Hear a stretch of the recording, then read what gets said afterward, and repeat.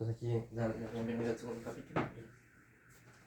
Sean bienvenidos al segundo capítulo de Revolución Rusa 1917, en donde profundizaremos más sobre qué generaron las movilizaciones obreras, cómo fue el desarrollo de la disputa entre los soviets y el gobierno provisional y cómo se consolidó y se dio por fin la revolución bolchevique. Bueno, en este capítulo iniciaremos hablando sobre los motines en los cuarteles de Petrogrado. Petrogrado fue como una de las regiones más importantes para esta revolución, puesto que eran donde se encontraban algunas de las fábricas desde donde se había comenzado a construir la revolución. O sea, si bien San Petersburgo y otras ciudades más o regiones más fueron importantes, aquí habían fábricas en las cuales se empezaba a construir o donde se empezó a construir no solo teoría, sino acción para tomar las armas y que se dé esta revolución. En este punto, puta, no me dio nada. Dale otra vez. Pero hazme la pregunta también, o sea, sobre cómo. Sí, Espérate. pero no lo vamos a grabar. No, pues solo corto, porque eso Ah, no bueno. dicen sale mal. Vale, ¿Listo? bueno, ya. Bienvenidos al segundo capítulo de Revolución Rusa 1917, el cual tiene como temática profundizar sobre esa radicalización de las movilizaciones obreras, las disputas entre los soviets y el gobierno provisional y cuáles fueron los focos de movilización y de enfrentamiento para movilizar y consolidar la revolución rusa. En ese sentido, pues tenemos a Juan Francisco que pues, nos va a hablar más que todo de cómo fue esa agitación, esa movilización desde los cuarteles, donde estaban muchos soldados decepcionados por haber perdido la Primera Guerra Mundial. Listo. Hay que tener en cuenta que esto ocurre en Petrogrado, donde empiezan a haber motines en los cuarteles después de que, pues, como ya lo mencionó mi compañero, pues llegan de la Primera Guerra Mundial fallida, con los ánimos bajos, y empiezan a pensar el por qué vamos a seguir peleando, donde pues básicamente se notaba que estaba pues en un fracaso esta guerra para Rusia. Además que hay que tener en cuenta que acá en Petrogrado habían o estaban las fábricas donde se había empezado como a fomentar la revolución, no solo en teoría, sino también en acción. ¿Por qué? Pues porque acá era donde estaban tanto los obreros como los trabajadores de las centrales y los trabajadores campesinos, y pues empezaron a ver cuál era la salida más factible, primero para que sus peticiones sean escuchadas, y pues ya con el pasar del tiempo pues se fueron planteando las ideas de dar una revolución más radical, por decirlo de alguna manera. Entonces estos motines son importantes porque se empieza a agitar como el sector armado de Rusia, y son estos mismos soldados quienes empiezan a decir, no, ya estamos cansados de esto, estamos cansados de pelear por los beneficios de un zar, y tenemos que empezar a pensar cómo podemos cambiar esta situación tanto para nosotros como para nuestras familias, porque pues hay que recordar que las familias de estos soldados pues también trabajaban para mantener una guerra pues que al parecer para ellos no tenía ningún fin. También después de como de estos motines y pues a raíz también de todo lo que estaba pasando, llegan las huelgas en las fábricas, y una de las fábricas como más resaltadas es la de Putilov. En estas huelgas no solo participan los obreros, sino también mujeres, las cuales después de esta Primera Guerra Mundial habían empezado a ser como tomadas en cuenta para estos trabajos dentro de la fábrica. Y pues eso podemos ver en el crecimiento pues de mano de obra femenina que se da en un periodo de tiempo durante y después de la Primera Guerra Mundial. Este papel de las mujeres es importante recalcarlos en las huelgas porque ellas también tenían sus propias peticiones. Recordemos que hay pensamientos en los cuales nos dicen que si bien el obrero ha sido oprimido históricamente, alguien más oprimida que él es su esposa, tanto en labores del hogar como en las pues en la sociedad, porque pues no eran vinculadas ni eran tomadas en cuenta. Entonces, ellas salen en huelga y en varias manifestaciones junto con los obreros que ya se estaban manifestando desde antes, justo a estos militares, junto a estos militares que, pues, que habían hecho estos motines en los cuarteles y son asesinadas igual pues que todos los demás. Eh, Estos genocidios se daban en nombre del zar y en nombre, más adelante en nombre del gobierno provisional ruso, porque aquí ya se empezaban a dar como unos tintes más radicales hacia el comunismo e incluso algunos historiadores los toman como anarcocomunistas porque si bien no estaban de acuerdo pues completamente con las ideas que pues tenían los líderes, bueno, entre comillas líderes de esta revolución, eh, pensaban que estos socialdemócratas, muchas veces mencheviques que estaban en el gobierno provisional, tenían ideas muy liberales e ideas que todavía seguían como la corriente que utilizaba el zar. Entonces ellos decían que no, que había que radicalizarse un poco más, si bien no tanto como los otros soviets, pero pues se levantaron en armas igual con ellos para realizar estas manifestaciones. Acá pues se dan enfrentamientos armados entre los ya mencionados, o pues como para resumirlo más, entre los más radicales con los que estaban en ese gobierno provisional, y pues ocurren genocidios y matanzas de lado y lado. Eso como hablado muy en resumidas cuentas de lo que fueron pues, las manifestaciones y pues las huelgas que se llevaron a cabo para lograr esa revolución. Continuaremos con la palabra del compañero Juan Esteban, que nos procederá a contar cómo fue esa llegada de las figuras revolucionarias y cómo esto impactó en todo este proceso que se había estado llevando a cabo.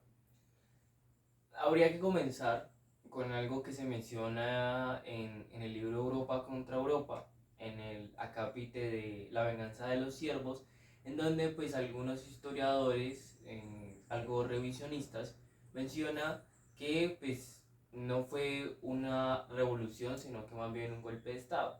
Pero sería importante mencionar que la organización política, ideológica y organizativa que tuvieron los soviets no fue algo espontáneo ni fue algo al azar, sino que en el caso de una figura como Lenin, como Krúpskaya, como Trotsky en su momento, fue de alguna manera el ganar la disputa política con los demás soviets, entendiendo de que efectivamente pues habían soviets a control de los mencheviques, a control de sectores incluso afines del príncipe Luak, que pues, fue uno de los que quedó antes, y sobre todo afines, digamos, a tendencias más liberales.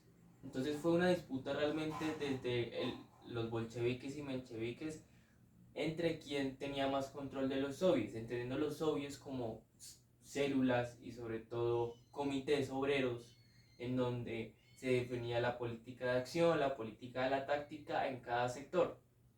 En ese sentido, pues muchos de esos líderes, por ejemplo Lenin, Krúpskaya,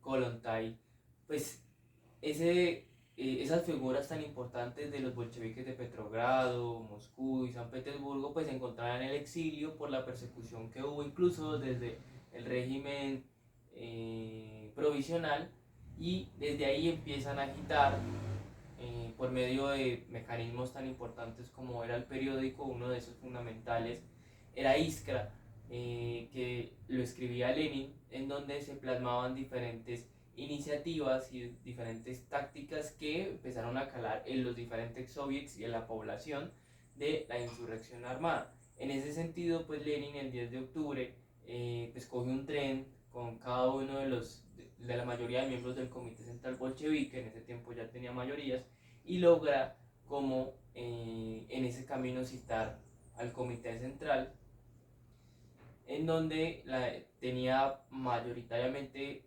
mencheviques y eran pocos los bolcheviques, pero no asisten la mayoría de mencheviques, y se toma de manera formal la decisión de la insurrección armada. Cabe resaltar que la figura de Lenin fue crucial en el sentido de utilizar no solamente la guerra como una especie de mecanismo político para incentivar la organización interna de la nación rusa, sino que también fue el buscar la tecnificación, buscar la salida por medio de la organización a la crisis. Por eso una de las consignas que más gritaban, que fue una de las que impulsó Lenin, fue pan, paz y tierra. Pan porque no había comida, paz sobre todo en las guerras en las que estaba metida Rusia, y tierra porque el zar y el gobierno provisional tenía todas las facultades terratenientes de tener el 80% de tierras en Rusia. Por eso es que se da esta, digamos, como esta simpatía por la causa de Lenin, que aunque digamos que en la parte de la venganza de los siervos dice que no tuvo casi presencia popular, como menciona Trotsky, pero lo que uno puede encontrar en libros como El quehacer de Lenin o otros que hablan de más adelante de figuras como por ejemplo de Rosa Luxemburgo, es que muchas de las formas de llevar de sistematizar o de registrar el evento, pues no fue tan conocido. Entonces, no se tiene claridad sobre eso, pero lo que sí se puede saber es que se articuló los diferentes sectores. Primero se tomó la Marina, mediante, como lo mencionaba mi compañero, los soldados frustrados por la Primera Guerra Mundial, por la frustración alrededor de no tener pan, y lo primero fue cuadrar una insurrección el día 18, es decir, unos días después del 10 que llega Lenin a San Petersburgo, y lo que hacen es mediante un crucero, que es el Aurora, eh, disparar al Palacio de Invierno y coordinar en Moscú diferentes soviets que atacarían por todos los lados, dando así la toma del Palacio de Invierno y concretando el gobierno obrero y popular de los soviets. Listo, para finalizar creo que tenemos que sacar algunas conclusiones y pues más que todo también mencionar el impacto que tuvo esta revolución pues hasta ahora y pues en el mundo. Yo pues voy a mencionar muy brevemente que la conmemoración del Día Internacional de la Mujer tiene de hecho inicios socialistas y es originalmente el día 23 de febrero de 1913, que es cuando se registra una de las mayores matanzas hacia mujeres, las cuales se encontraban movilizándose y pues que eran parte de algunas fábricas. También, por ejemplo, podemos ver este impacto, en esta vez más que todo del comunismo, en los movimientos de izquierda internacionales. Por ejemplo, tomando como un ejemplo más preciso acá Colombia,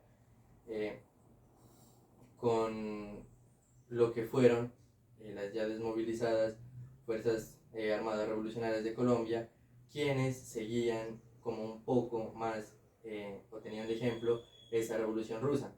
Caso contrario, lo que fue o pues la ideología que tiene el Ejército de Liberación Nacional o el ELN, que toma más como un poco de ejemplo la revolución cubana, que también se ve muy influenciada de esta revolución rusa y del comunismo, pero pues también como con un poco de ideas más de la liberación de las naciones, más que como la implementación de este sistema político y económico.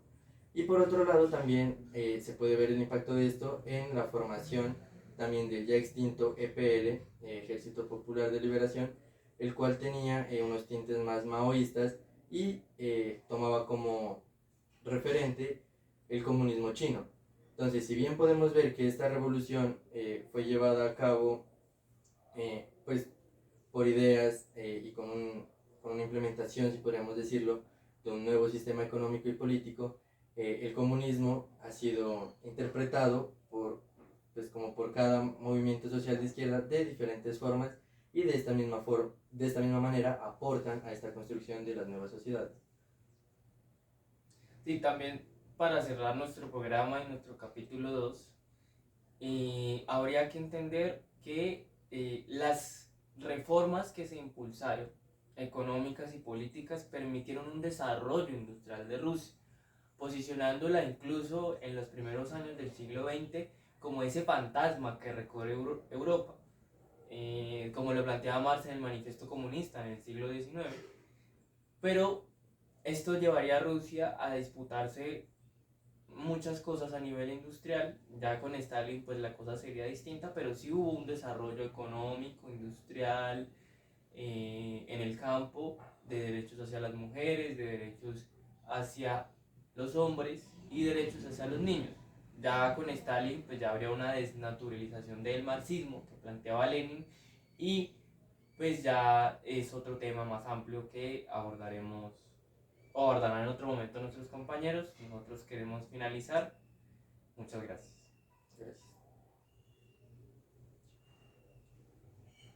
Bueno, entonces, que hagamos el resumen en ese guión, pues ya, el resto ya es editarlo y te lo mando cuando termine.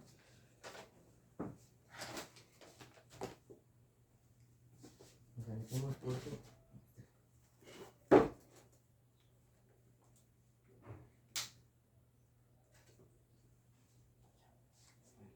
estuvo bien, ¿no? Sí.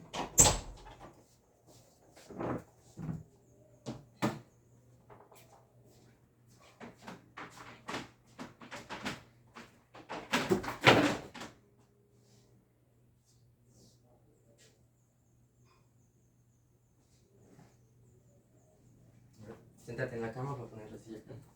Trabar la puerta. Ve, detrás tengo un tablero. Lo vamos a utilizar para la escuela que vamos a hacer.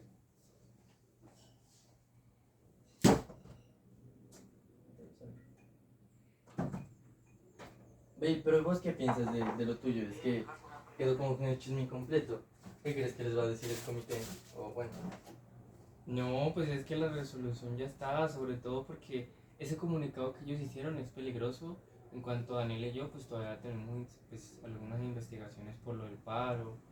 Algunos compañeros que mencionan ahí son del Oriente, pues también algunos están pues fichados por la tomba.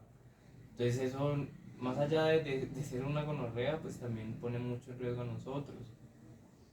claro. Entonces eso a la gente pues a nivel nacional no le gustó, porque ellos conocen nuestro trabajo y saben lo delicado que es que a uno lo boleten así. Sí, obvio. Desmadre que Yepa le respondió ese comunicado a Alexis. Ah, te mostró, ¿no? Sí. Yo le respondería. Yo ayer ese estado que puse tirando ahí tirándole a la gente que publicaba ese comunicado, era tirándole a Alexis también. Yo acababa publicando eso como si eso qué.